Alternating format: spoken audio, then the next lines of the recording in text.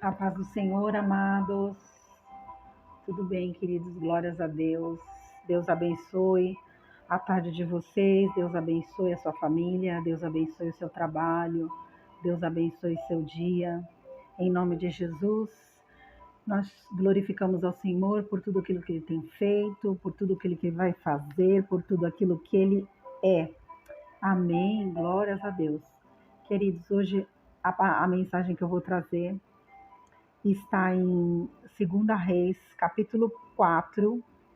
Eu vou ler aqui para os irmãos. E uma mulher das mulheres dos filhos dos profetas clamou a Eliseu: Meu marido, teu servo, morreu. E tu sabes que o teu servo temia ao Senhor. Mas veio o credor e levando-me os meus 2 filhos para serem servos.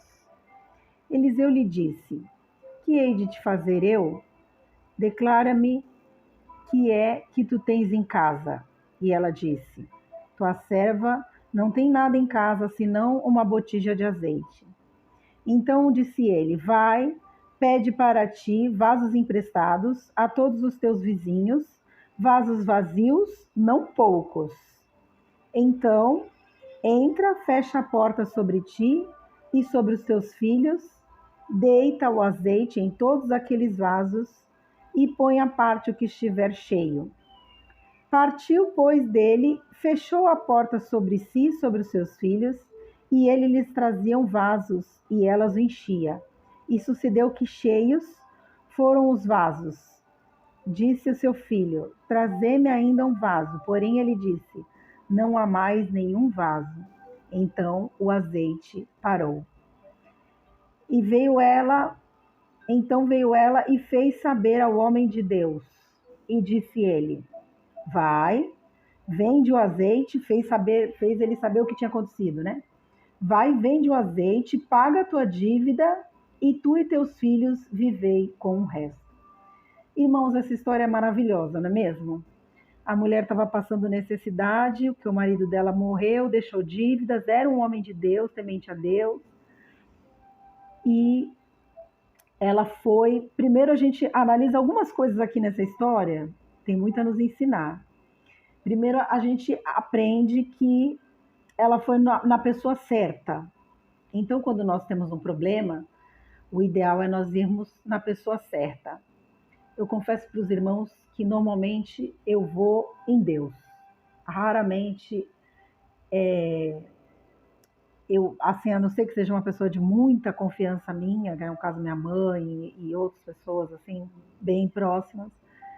Normalmente eu converso muito com Deus e eu pergunto para Ele o que eu devo fazer, conto os meus problemas para Ele, como Ele sendo meu melhor amigo, que Ele é, Espírito Santo, meu melhor amigo, e geralmente Ele me dá orientação. Às vezes Ele usa outras pessoas, sim, para falar comigo. Às vezes a pessoa nem sabe que eu estou orando em relação àquele determinado assunto, vem e me dá uma palavra, e eu sei que aquilo vem da parte de Deus. Enfim, apesar de que é bíblico a gente procurar os conselhos, né? Fala que na multidão de conselhos é a sabedoria, também fala confessar os vossos pecados uns aos outros, enfim. Conselho é uma coisa de Deus, mas é muito importante que você escolha a pessoa certa, uma pessoa de confiança, absoluta confiança, uma pessoa idônea, uma pessoa que não seja fofoqueira, ela não fala da vida dos outros para você, e porque normalmente a pessoa que fala dos outros para você, ela vai falar de você para os outros. Se liga, se a pessoa faz fofoca dos outros para você, provavelmente, se você contar uma coisa para essa pessoa, ela vai contar para os outros. Então, a gente precisa pedir muita sabedoria para Deus nesse sentido.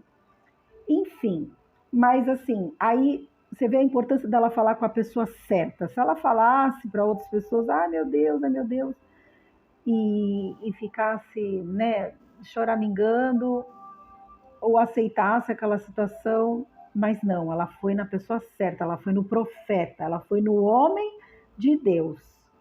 E aí o homem de Deus deu uma orientação para ela, segundo ensinamento, e ela obedeceu a orientação. Ela podia falar assim: nossa, que nada a ver, pedir um monte de vaso para os vizinhos e despejar o azeite que eu tenho neles. Que ideia doida, se ela não tivesse obedecido, ela não tinha vivido o milagre. Então, segundo aprendizado, obedecer o que o homem de Deus orientou.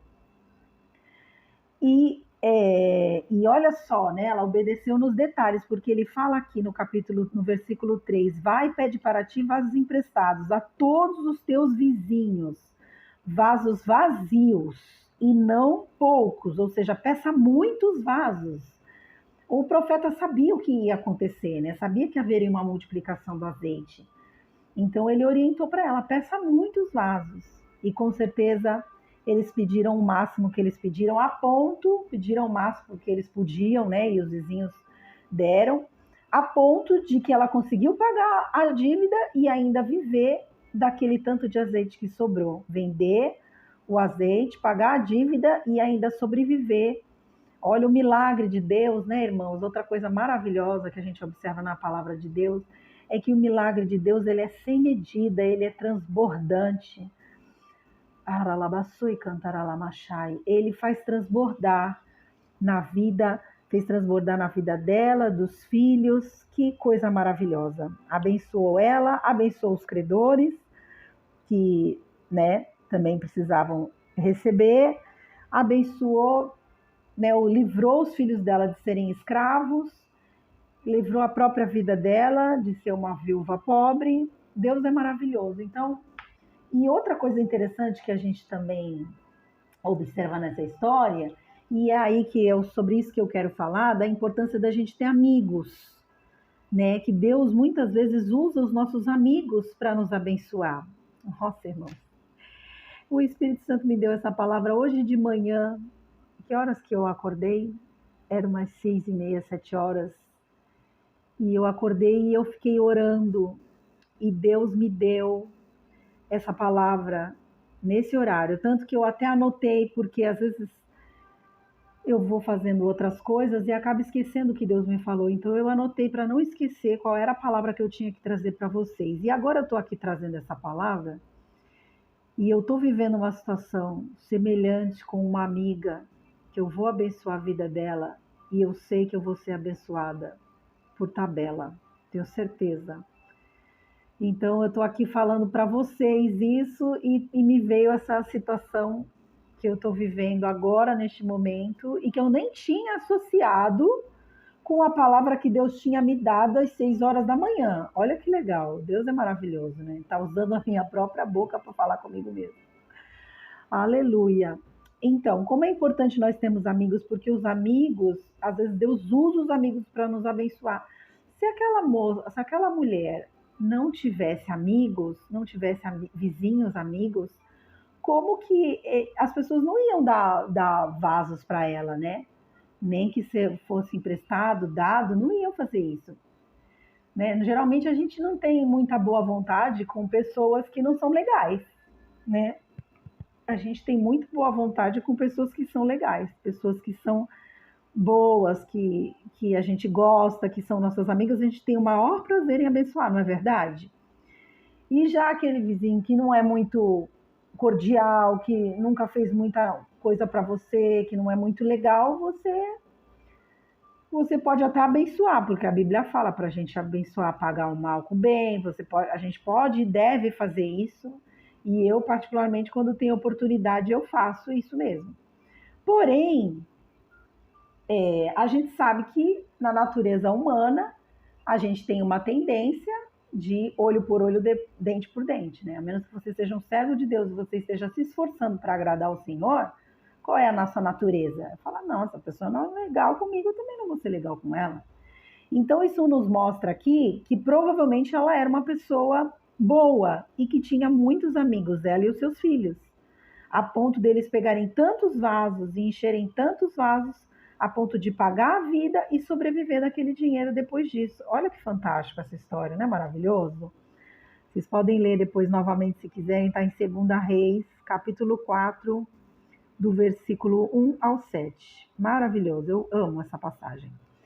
E daí essas são as lições que nós tiramos aqui dessa história, uma história de milagre, uma história de provisão, uma história em que Deus mais uma vez nos mostra e nos prova a sua fidelidade para conosco, né? Maravilhoso, né, queridos?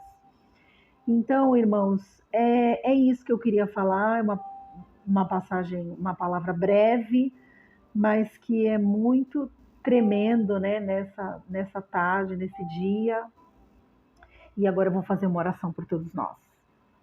Senhor Deus, nós te agradecemos por tudo aquilo que o Senhor tem feito, por tudo aquilo que o Senhor vai fazer nas nossas vidas. Nós te glorificamos, Senhor.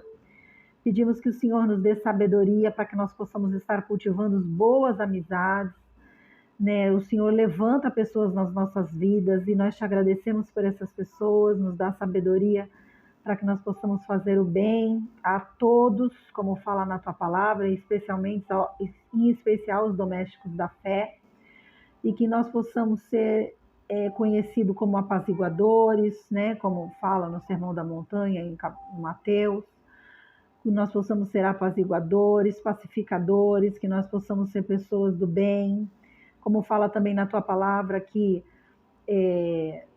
no que depender de nós, que nós façamos, tenhamos paz com todos, né?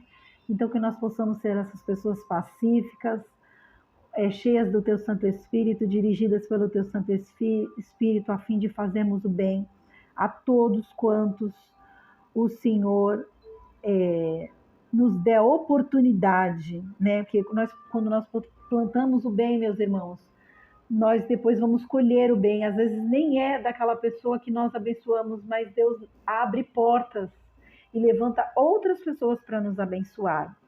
Então que nós, Senhor Deus, nos dá sabedoria para nós cultivarmos boas amizades com as pessoas certas, andarmos com as pessoas certas, maravilhoso, oralabaxô e cantaramanai, e termos a tua direção, termos a tua bondade, janelas dos céus abertas sobre as nossas vidas.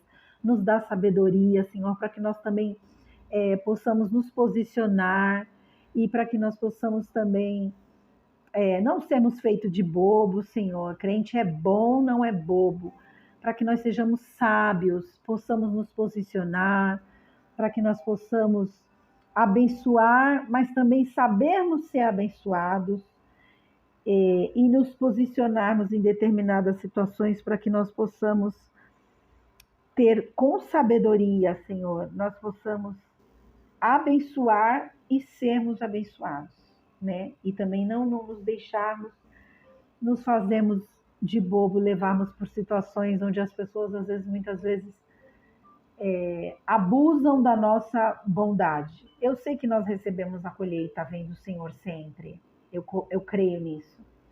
Mas nós queremos também ter sabedoria, como Salomão tinha. Nos dá sabedoria, Senhor, porque há muitas vezes nós ficamos em situações delicadas e sem saber o que fazer e queremos ser de bênção para nós mesmos e para outros, e que teu Santo Espírito nos ajude, nos oriente, nos guarde, em nome de Jesus. É o que eu te peço, Senhor meu Deus, e já te agradeço. Vai na frente, vai na nossa frente, abre as janelas do céu sobre as nossas vidas, endireita caminhos tortos, quebra ferrolhos de ferro, envia os teus anjos para estarem, Senhor, com espada desembainhada, Senhor, na nossa frente, dos nossos caminhos, Senhor, abrindo as portas certas, fechando as portas erradas, Senhor, em nome de Jesus, nos guiando, nos direcionando, Senhor, nos dando vitória, glorificando o teu nome através das nossas vidas, em nome de Jesus. Amém. Graças a Deus, e que a tua paz esteja sobre as nossas cabeças e o nosso cálice transborde. A tua unção, Senhor, unção de sabedoria, unção de visão de águia, unção de revelação, Senhor, unção de graça. Em nome de Jesus é que eu te peço e já te agradeço. Amém e graças a Deus. Deus abençoe, meus queridos e amados irmãos. Se você gostou dessa oração, dessa breve palavra, envia para os seus amigos que você sabe que estejam precisando, para que eles também sejam abençoados. Você vai ser um missionário de Deus fazendo isso. Eu trago a palavra aqui, a oração, e você será um missionário encaminhando essa oração para alguém, Algumas pessoas precisam dessa palavra, precisam dessa oração, e você será um instrumento nas mãos do Senhor para abençoar outras vidas. Isso vai voltar como bênção para você. Amém? Porque tudo que a gente planta, ainda que seja uma oração na vida de outra pessoa, a gente colhe. Amém? É isso, queridos. Deus abençoe. Uma tarde abençoada, produtiva, em nome de Jesus. Amém. Deus abençoe. Graças a Deus.